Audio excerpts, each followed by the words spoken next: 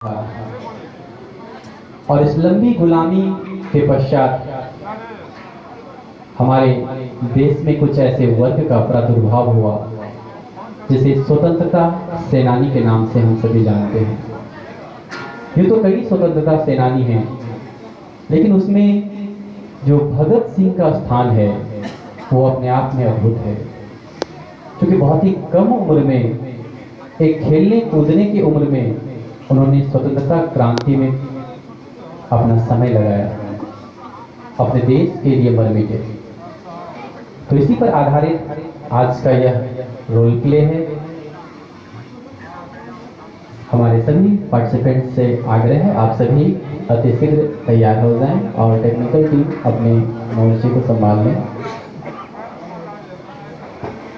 तो इस पर आधारित हम सभी इस रोल प्ले को देखने जा रहे हैं और इससे हमारे जीवन के लिए भी बहुत उपयोगी चीजें मिलेंगी कि एक देशभक्त किस प्रकार अपने लक्ष्य के प्रति समर्पित था। और आज हमें भी एक लक्ष्य मिला है। गुरुदेव श्री आशुतोष महाराज जी हम सभी के जीवन में एक लक्ष्य दिए हैं, तो उस लक्ष्य के प्रति हम कितना दृढ़ हैं, हम आकलन कर पाएंगे इस नाटक के माध्यम से।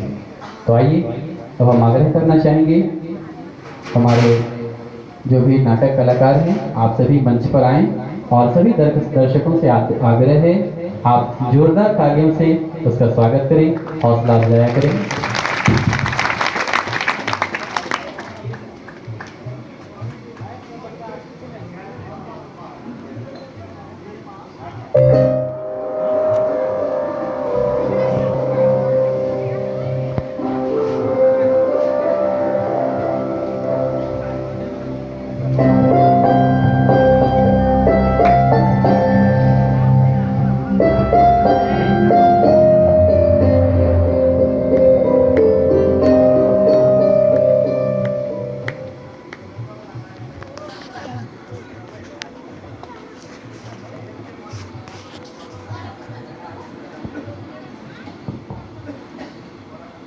सारे जहां से अच्छा हिंदुस्तान हमारा, हम बुलबुले हैं इसके, ये गुलसिता हमारा, ये गुलसिता हमारा।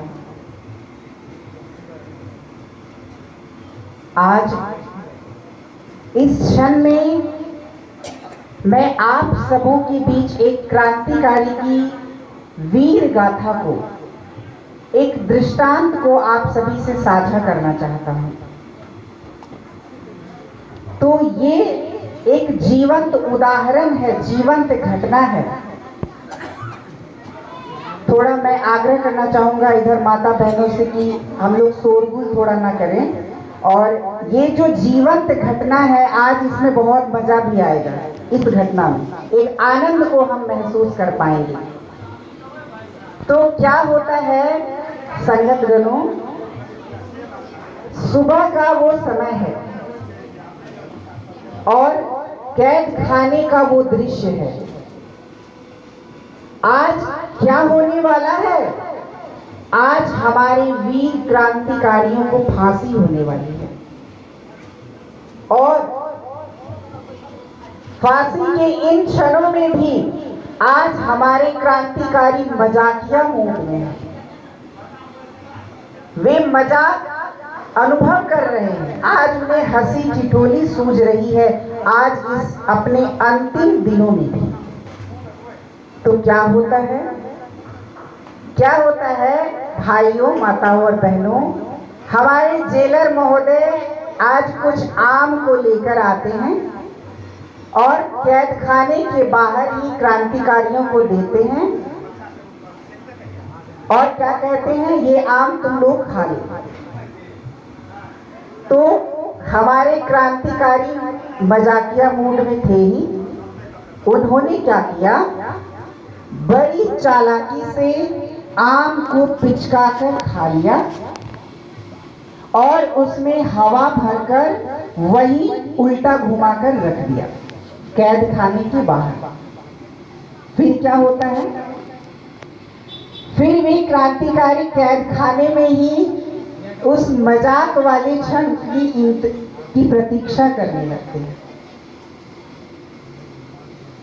और थोड़े ही क्षणों के बाद हमारे जेलर महोदय आते हैं, तो वो क्या देखते हैं कि आम ज्यों का त्यों रखा है। तो कहते हैं, अरे तुम लोगों ने इस आम को खाया नहीं, आज तो तुम्हारी फांसी होने वाली है और आज के बाद तो ये आम भी नहीं मिलने वाले खाने, तो तुम्हें तो खा लेने चाहिए थे। कहा ठीक है, कोई बात नहीं है, तुम लोग नहीं खाओगे तो मैं इसे लेकर चला जाता हूँ और हम लोग ही खा लेंगे। और ज्यों ही वो उस आम को, हवा भरे में आम को स्पर्श करते हैं, वे ठगे से रह जाते हैं और उनके आंखों में आंसू भी आ जाती है और चेहरे पर हंसी भी आ जाती है कि कैसे है ये भारत के क्रांतिकारी, कैसे है ये भारत माता के वीर सपूत कि फांसी के दिनों में भी आज उन्हें मजाक सूझ रहा है। और इधर हमारे क्रांतिकारियों का क्या हाल है पता है? आज उनकी भी हंसी नहीं रुक रही है। लो जेलर महोदय, आप तो ठगे गए, अब ले जाओ अपने ये आम, हमें नहीं खाने। तो वो जेलर महोदय भी कुछ नहीं कहते, वहां से चले जाते हैं। जानते हैं ये जो क्रांतिकारी महोदय थे वो कौन थे? Anyone guess? कोई बता सकते हैं कौन थे? मैं जान पा रहा हूं आपका ये आंसर इसलिए है क्योंकि हमारे शेखर भैया ने इसे रिवील कर दिया है कि हमारे भगत सिंह के बारे में है, इसलिए।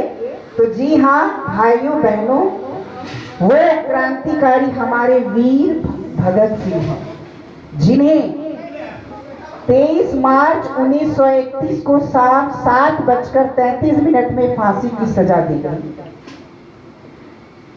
और उसी दिन से वो शहीद दिवस के रूप में हम लोग बनाते हैं। तो उनकी जो वो शहादत है, उन्हें भारतीय स्वतंत्रता संग्राम का युगनायक बना दिया।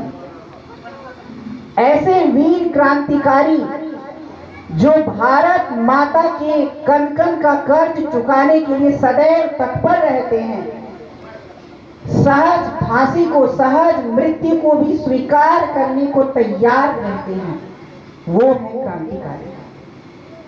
तो वीर भगत सिंह, शहीद भगत सिंह हमें भारत के प्रति, अपनी मातृभूमि के प्रति प्रेम को दिखाते हैं कि हम हंसकर भी अपने मृत्यु का वरण कर सकते हैं। तो इससे संबंधित कुछ और तथ्य को जान पाएंगे आज। और इसके बाद आज भगत सिंह स्वयं हमारे बीच आकर अपने मुख से, अपने फांसी के दिन से एक दिन पहले उन्होंने अपने पत्र में जो बयान को लिखा, आज हम उन्हें सुन पाएंगे। तो आइए अब आगे के कुछ तथ्यों को और जानते हैं।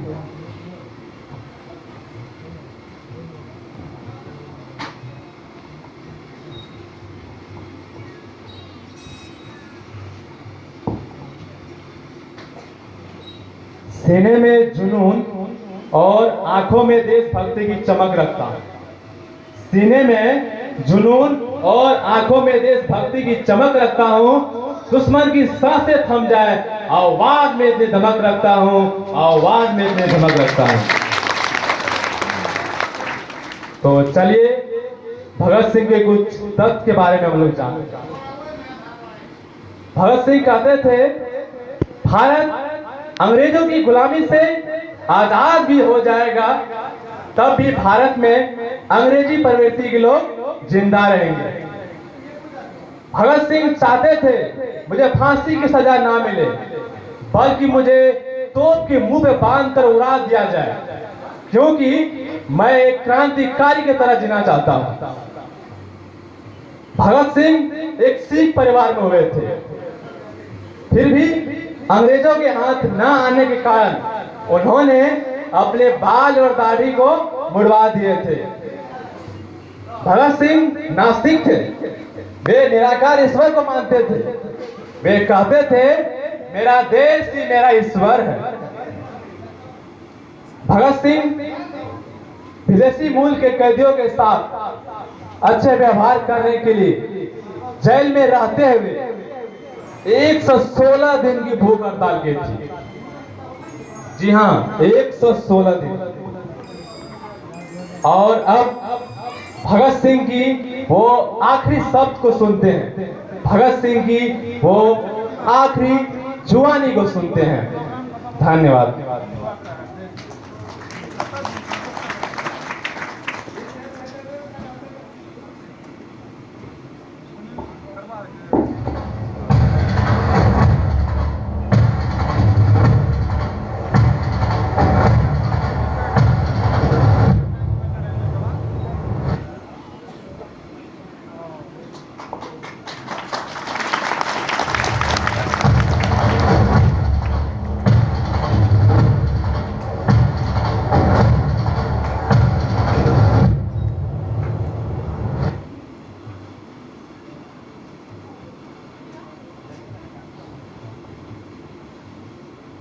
लिख रहा हूं अंजाम जिसका कल आगाज आएगा।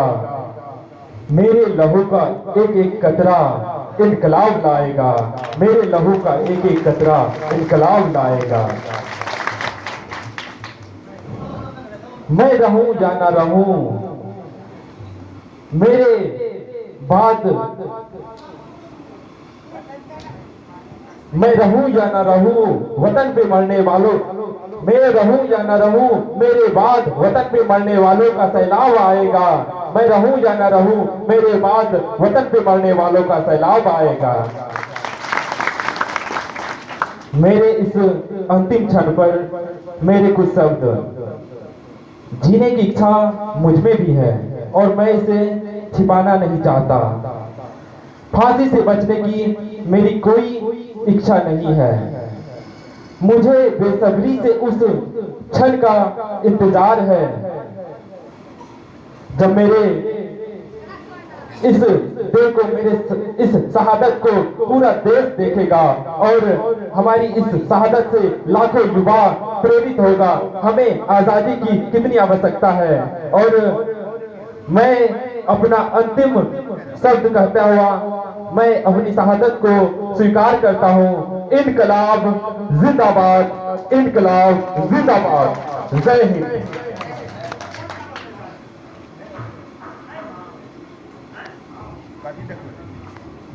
जय हिंद। वंदे वंदे भारत माता की, भारत माता की। वंदे वंदे।